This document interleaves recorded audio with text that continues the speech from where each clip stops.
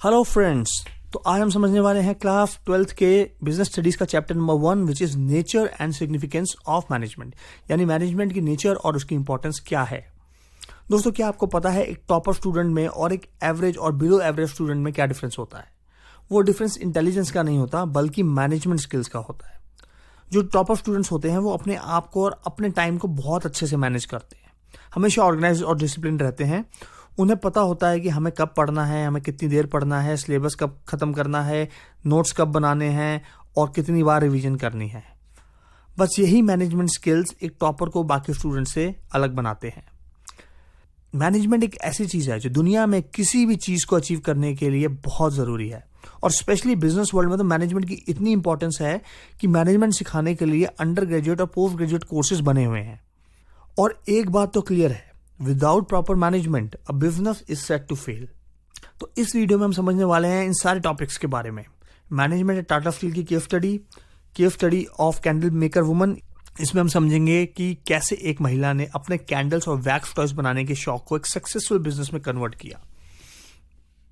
फिर समझेंगे definition of management की परिभाषा क्या है। फिर इफेक्टिवनेस वर्सेस एफिशिएंसी, इफेक्टिवनेस और एफिशिएंसी में क्या डिफरेंस है। फिर कैरेक्टरिस्टिक्स ऑफ मैनेजमेंट के फीचर्स क्या हैं। जी केस स्टडी के बारे में पढ़ेंगे, ऑब्जेक्टिव्स ऑफ मैनेजमेंट के बारे में पढ़ेंगे, यानी मैनेजमेंट के उद्देश्य क्या हैं। आईटीसी केस स्टडी के बारे में पढ़ेंगे, importance, nature, functions and levels of management, इनके बारे में जानेंगे। Management as art, science and profession, coordination, importance and characteristics के बारे में पढ़ेंगे। मुंबई के डब्बा वाला की केस स्टडी देखेंगे और मैनेजमेंट इन 21st सेंचुरी के बारे में भी पढ़ेंगे। तो चलिए आगे बढ़ते हैं। शुरुआत करते हैं मैनेजमेंट एट टाटा स्टील की केस स्टडी से। अब देखो, टाटा ग्रुप को तो आप सब जानते ही होंगे। टाटा एक स्वदेशी कंपनी है। तो टाटा ग्रुप के फाउंडर थे जमशेदजी नुसरवानजी टाटा। अब टाटा ग्रुप एक ग्लोबल बिजनेस कॉन्ग्लोमरेट है जो कि 100 से भी ज्यादा कंट्रीज में और अक्रॉस 5 कॉन्टिनेंट्स में ऑपरेट करता है। अब ये कॉन्ग्लोमरेट क्या होता है? देखो, कॉन्ग्लोमरेट का मतलब होता है एक लार्ज कॉर्पोरेशन जिसके अंदर कई सारे डिफरेंट बिजनेसेस आते हों। जैसे कि टाटा ग्रुप एक लार्ज ऑर्गेनाइजेशन हो गई, एक पेरेंट कंपनी हो गई।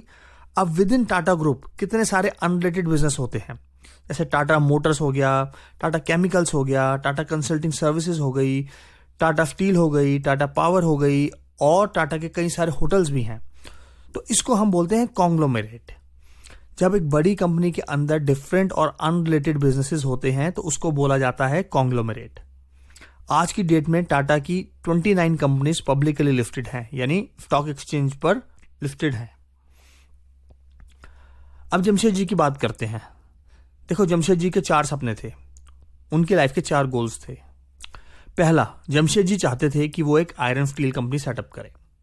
दूसरा, वो चाहते थे कि एक वर्ल्ड क्लास लर्निंग इंस्टीट्यूशन खोला जाए। तीसरा, वो चाहते थे कि एक यूनिक होटल बनाया जाए। और चौथा, वो चाहते थे कि एक हाइड्रो इलेक्ट्रिक प्लांट सेटअप किया जाए। ये 4 उनके सपने थे। इन 4 सपनों में से जमशेद जी के लाइफ टाइम में सिर्फ एक ही सपना पूरा हो पाया, जो कि था स्टार्टिंग अ यूनिक होटल।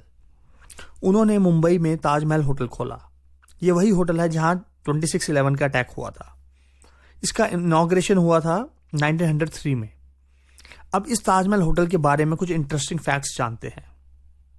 पहला, ताजमहल होटल को बनाने में 11 मिलियन का खर्चा आया। 1903 में 11 मिलियन बहुत बड़ी रकम होती थी। समय के साथ इस होटल की वैल्यू बढ़ती गई और 2015 तक इस होटल की वैल्यू 11 बिलियन हो गई। और ये इंडिया का एक ऐसा एकमात्र होटल था जिसमें इलेक्ट्रिसिटी होती थी। उस समय होटल्स में इलेक्ट्रिसिटी नहीं होती थी। ये पहला होटल था जिसमें इलेक्ट्रिसिटी थी। अब जमशेद जी के वर्कर्स की अगर बात करें तो जमशेद जी अपने वर्कर्स को बहुत खुश रखते थे। उस जमाने में वर्कर्स को ग्रेच्युटी या पीएफ देना मैंडेटरी नहीं था। ऐसा कोई भी लॉ नहीं था जो ये कहता था कि वर्कर्स को ग्रेच्युटी या पीएफ दिया जाए, लेकिन उसके बावजूद भी जमशेद जी अपने वर्कर्स को ग्रेच्युटी और पीएफ देते थे। उनका मानना था कि अगर आप अपने वर्कर्स को खुश रखोगे तो आपके वर्कर्स आपके लिए और भी अच्छा काम करेंगे। इसके अलावा जमशेद जी ने सिटी ऑफ जमशेदपुर को प्लान एंड बिल्ड किया, इसलिए इसको टाटा नगर भी कहा जाता है। जमशेदपुर देश की पहली ऐसी सिटी है जिसको एक प्राइवेट कंपनी ने बिल्ड किया था।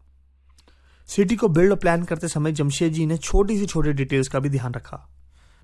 टाटा की वैल्यूज और प्रिंसिपल्स को टाटा कोड ऑफ कंडक्ट में दिया गया है।